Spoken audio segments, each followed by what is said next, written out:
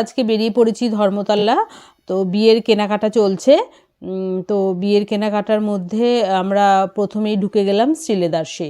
তো জুতো কেনার কথা আছে, আজকে জুতো নেব, কথা না জুতো নিতেই এসেছি অ্যাকচুয়ালি। তো এখানে অনেক প্রচুর প্রচুর জুতোর কালেকশান আছে। তো কোনটা ছেড়ে কোনটা নেব ভেবে পাচ্ছিলাম না। আর ওর একটু সিম্পলের ওপর ওর পছন্দ, তো ওই জন্য সিম্পল জুতোই চুজ করছিল, খুব বেশি গর্জিয়াসের দিকে যাচ্ছিল না। তো তারপরে দেখে শুনে একটা জুতো ও চুজ করলো, কালারটাও খুব মিষ্টি। তো যাই হোক, ও জুতোটা পরে দেখে নিল, ঠিকঠাক আছে মনে হলো, তো জুতোটা নিয়ে নিল। তারপরে বরের জুতো দেখছিলাম, তো ওর ছেলের খুব একটা পছন্দ হচ্ছিল না বলে ওর জুতো নেওয়া হলো না, পরে ওরটা কেনা হবে।